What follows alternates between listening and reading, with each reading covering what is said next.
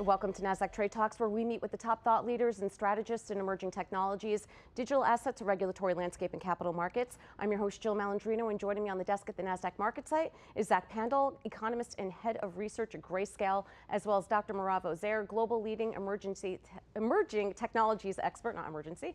We're here to discuss the integration of Web3 and Agentic AI and outlook for the digital asset space. It is great to have the both of you with us. Welcome back to Trade Talks.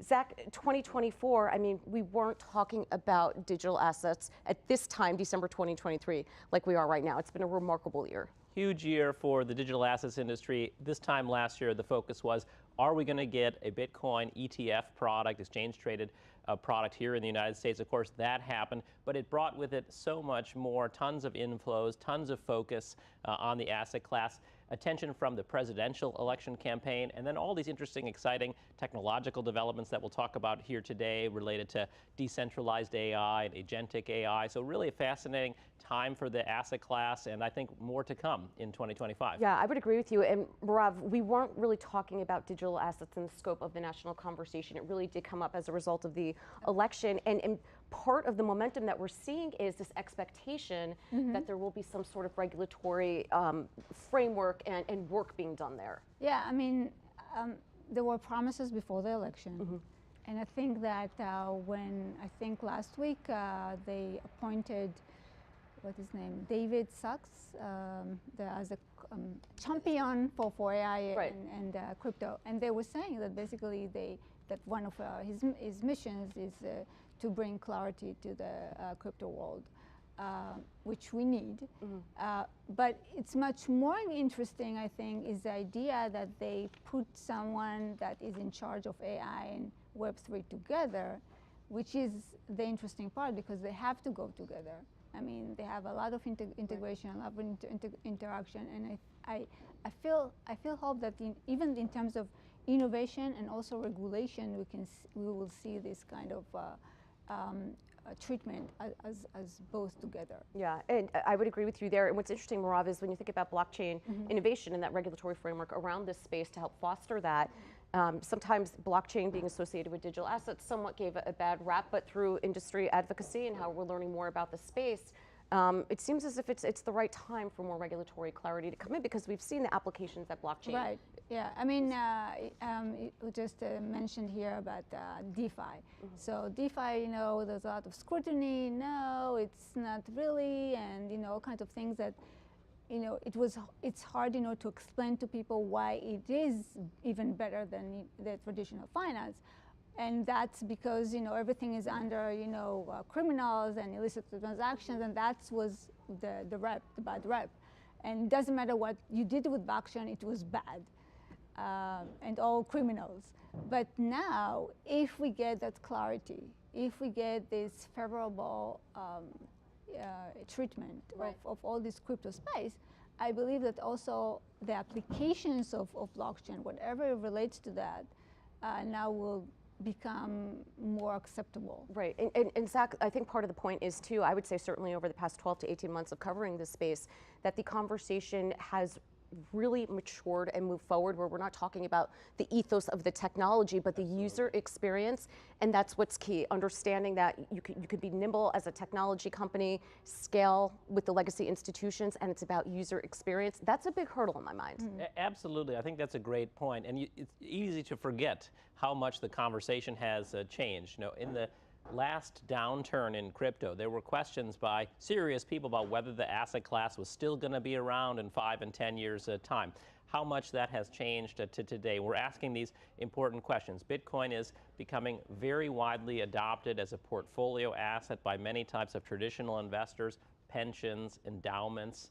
Let's see whether we see sovereign wealth funds and things over the coming year. And now there's focus on the applications. Decentralized finance is a great example. In some ways, Bitcoin doesn't need so much help from the election. But financial applications do need to integrate with the banking system, with other payments processors, with fintechs. So in my view, actually, that's really where the biggest breakthrough is going to be. Ethereum, DeFi applications, that's where the regulatory clarity is going to be most valuable. And you've seen that play out in some of the recent market performance as well. Yeah, I would agree with you there, especially when it comes to Ethereum, because that's what's going to build the underlying infrastructure. Exactly. And there's somewhat of a disconnect understanding what the nuances and the differences are within the digital asset class itself. Yeah. But not everything is meme coin. well, it's not Bitcoin, it's not meme coin, it's not NFTs, but Exactly. this is the actual, the pipes behind it, Exactly. whether it's Ethereum or other types of blockchains that build this infrastructure out. Like Polygon, Solana, and all the rest, that are actually building applications, whether it's DeFi or decentralized AI, or DePIN, which we also talked about. I think that DePIN and Agentic AI probably will get together. I mean, maybe we can talk about it later, but all of these applications that, even the metaverse, you need Web3 for the metaverse. I mean, it's not just AI. You need all the other applications that we have with Web3. And don't forget that the economy, it's all transaction-based, whatever we do. So how are we going to transact if everything is going to become more and more digital, especially with AI, automatic, and digital, fiat is not going to really handle that well, whatever we have in the system. So we do need to think differently in this new age. See, and I think that's a great point that Merav brings up, because we tend to think of, we'll use Bitcoin again as an example, how it's a hedge, how it's a trade, how it's digital gold, whatever you want to assign to it. Fact of the matter is, Zach, a couple billion people around the world use digital assets to transact and build local economies and for alternative forms of capital. So it already is in place for commerce, for building ecosystems, economies, that circular economy, but based on digital. Absolutely, and I couldn't agree more with Merav. AI agents are not going to use the banking system as it works today with, first of all, you got to be a person to have a bank account, and you're going to wait 2 days to make a transaction. Cross-border transactions are very difficult. You can't really make micro-transactions. All of those things are necessary in the future economy, and blockchain infrastructure, crypto rails, exactly as you put it, are going to be the tool for that in the future. Bitcoin is a very special asset, a very important asset, but there's so much else happening in the digital assets industry and the crypto industry that exactly has these types of use cases. And it's going to be exciting to see how that plays out in parallel. Crypto and blockchain development in parallel with AI development, I think will be the big story for next year. The integration, it's more than Bitcoin. I don't think that Bitcoin will be the rail for the payments. I think, if anything, the way that I'm thinking, maybe I'm a little bit more imaginative, but it can happen that each and every agent will have its own token and protocols. And if that happens, then, you can basically penalize the agent for, not performing well, and the staking, the validators, all kinds of rules that you can put within the agent, the way to even control the agent. Because we're all afraid of, that the agent will go and do something bad. How are we going to do that? So you need this, and so it's not just a transaction, but the ability for you to build a token that can kind of control the activities of what the agent does, not just payments, and kind of like rewards that agent for doing well, and vice versa. So well, let's take a step back here for a moment and explain what Agentic AI is. And on a very high level, what are the 4 key benefits that you have pointed out? What problem are we looking to solve? Okay, so let's start with the example of what we know today. We all use probably Perplexity, as you mentioned, Gemini, ChatGPT. Generative AI. Exactly, generative AI.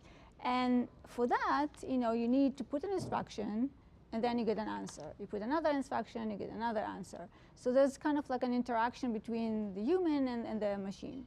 Can it reason? Not so much. We've seen that. The whole idea of Agentic AI is that it's not going to do this, back and forth with the instructions. It will work automatically on its own, and it will work like a human. It will think like a human. It will reason like a human. That it can, instead of, doing only one step at a time, it can do multi-steps, without any human interference. for whether you can think about supply chain, you can think about all kinds of other things that we can happen. All this automation, we all think about how are we going to automate. That's part of it. Right. I mean, automation is not just one thing, and you always have to have a human, say, push a button for the next. You want it just to flow, like humans. They do X, Y, Z, and in 5 minutes or something, they finish something. So you want that to happen, and that's what Agentic AI is all about. And on top of that, I mean, there's something interesting. Bill Gates, he wrote a blog, and he was talking about Agentic AI. He's thinking about something that is what we call AI assistant, which is agentic. And this AI assistant will basically have it can tap to all of your information, personal or professionals, everything. Can find all the interactions between the professional and the personal. It knows your preferences, who you know, who you don't know. I mean, everything that you let it know. And then it will act on your behalf like your assistant, which is mind-boggling because, that means that every one of us could have our own assistant. Every organization will have their own assistants, an assistant of assistant. And the interesting part of that he thought about that in the 90s. But he said that the technology was not there yet to implement it. Mm-hmm. And the evolution, that we have now with generative AI made it possible. Right. Well, let's think about this a moment here, Zach, when we think about in the digital asset and financial services space, if we were to use Agentic AI, because it's acting on your behalf, what does that mean in terms of compliance, right? On a very core level, do you have to have your Agentic AI assistant as part of your KYC, or how do you determine, how would you determine, not you, but financial services, someone in compliance, how does that change the calculus? That's a great question. And I think it's exactly the kind of thing that regulatory oversight is appropriate for. These actually, I think these questions have straightforward solutions. One of the things that is great about blockchains is they provide a lot of transparency. So it is possible to bring things like know your customer, anti-money laundering rules to that context. We'll need to white label people's activity in a certain way, and that's what you're seeing for the more regulated parts of the activity that's happening on public blockchains like Ethereum today, basically a white labeling process. I think we're going to have to go in that direction. But if I could say one other thing, Grayscale is in the business of investing in blockchain technology. What does that have to do with agents exactly? Well, the key thing, as Merav was saying, is these agents are autonomous. They carry out tasks on your behalf. And sometimes they need economic resources to achieve their goals. And that's where the blockchain comes in. Blockchain-based tools, financial rails can be used to make and receive payments. And that allows an agent to interact with the economy and interact with other agents. And that's really the fascinating thing that we're seeing on our end of things is the blockchain technology connected with AI agents, giving them greater ability to act on the behalf of you as the user. So very exciting. So if you make a bad trade, my agent. I think it will raise a lot of these. And this is exactly why I'm going back to why each and every agent will have kind of its own token, its own protocol to control it. That, you're not allowed to do this transaction or this trade or that trade and everything else, and maybe to have some kind of human interference when needed. And I think that something that we have to understand, agents, agentic and AI, it's programmatic, it's programmable, right? Web3 is also programmable, and I think it makes sense to put them together rather than using something kind of like off-chain with something that is already programmable. So the integration of them, kind of like the marriage, so to speak, is very logical. But you know what, though, the regulatory framework to a certain extent, Zach, you brought this up before, does exist. So for example, you can do XYZ in trading, you could do XYZ when it comes to shorting, right? So as long as these agents would be acting within that framework, I mean, you can make the same argument when it comes to, and we did a segment on this with the EOC, using AI applications when it comes to hiring and remaining, within the parameters that the EEOC has regulated. It doesn't matter if a person or the program made a mistake in irregularity. There's still a framework that exists, so it shouldn't stifle innovation at a very basic level. No, it doesn't. I mean, and when people are saying, we need new regulations, you don't need new regulations. To some extent, maybe, but Right. but for the core of it, security regulations. I mean, you don't need to change it. I mean, Right. whatever we have about good, the compliance and all of that, it's already in place. When you think about hiring, we already have all that in place. Right. We don't need to change it. We just need to understand how to implement that within these autonomous agents that we have now, or with DeFi, for example. I mean, do we need new regulations for DeFi? I don't think so. I would imagine around data and intellectual property. Exactly. That it exists and it needs to be updated. You can understand how to operate within that framework. But it's not that we have to kind of like invent the wheel. Right. Start everything all over again. But we need to have that legislated. And put into exactly, words. exactly. We have to say, okay, DeFi now can, this regulation that we already have can apply also to DeFi. We haven't said that yet. Someone has to come and give us this clarity that what we have now can apply to that, maybe with some limitations, and you need to do also XYZ in order for that to work, but give us some guidance. Now we just don't know. We just know that, traditional finance, we know what to do. DeFi and the rest, not sure. Right, but it could also be used when you think about compliance functions and the regulatory functions. Absolutely. You can use the same technology to modernize that as well. In fact, I would say in financial services, that's the place where AI technology has gone the furthest today, is for looking for fraud risk and those types of things in big data sets. I would say that's, as of current functioning, that's where financial services is getting the most real world value out of AI tools today. Now we're going much further with large language models and things, but absolutely there are ways to mitigate risks with these tools. They're not always introducing risks at all. Well, and think about it from a surveillance perspective. That technology that's used, it's predictive. It's based on patterns. Is really what a lot of these technologies are based on, and I'd rather predict where their AML concerns versus figuring it out after the fact. Yeah, it's interesting. Technology is a tool. You can do something good, you can do something bad. And yeah, you can use it, there are criminals who are using AI in order to fraud. They do it with cash and stocks too. Exactly, exactly. But you can also use AI to prevent fraud, to detect fraud. It's all the way of how you use it. It's not like, one way or another. You just have to understand what it can do, it cannot do, and when it can do X and when it can do Y, and what we need to do when it does all kinds of, what we call irregular, illicit, whatever, transactions and everything like that. So we have to understand that. But I think the regulation that we have today can apply. It's not completely, out of the window. And I think that can work. So I think it's more around the technology itself versus the compliance and the regulations as it relates to financial services. That's really not going to change much. But again, back to data is the commodity these days. Data is the commodity. Of course. We're not, the cat's out of the bag with that one. But I think around, the management and storage and privacy issues, as well as intellectual property, who owns what? Again, who owns your agent? Is it you? Or is it part of your KYC process? I think it's those nuances. Absolutely. Unfortunately, today, where the state of affairs is with AI agents out in the world is still experimental and still a little, I would say, playful and fun.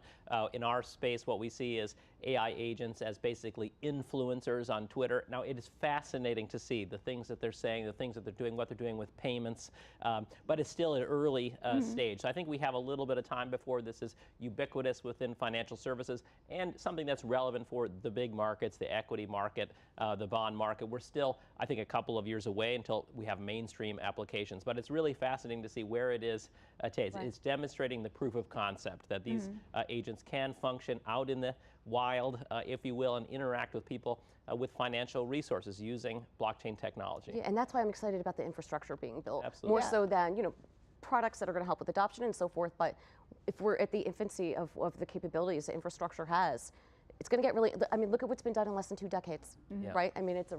But I think that, we have to think holistically, because, if we already thinking, it's like, when you're building something, you have to think out of the,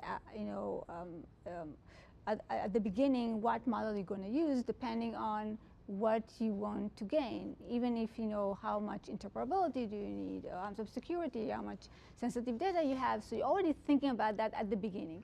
Same here. If we think that this agentic AI or whatever will need Web3, because that probably will be the best rail for that purpose, then we have to think now and not later about the infrastructure to build, them cohesively, whatever you build with the infrastructure for the agentic AI, also for the Web3 and how they're going to interact. And I think that's the mindset that we have to be in. And also think about the capabilities of it to evolve as well, so it's not just stagnant legacy infrastructure. We have to wrap it up there. We could go for another hour, I'm sure. Thanks for joining us on Trade Talks. Thank you. And thanks for joining me from MarketSite. I'm Jill Malandrino, Global Markets Reporter at Nasdaq.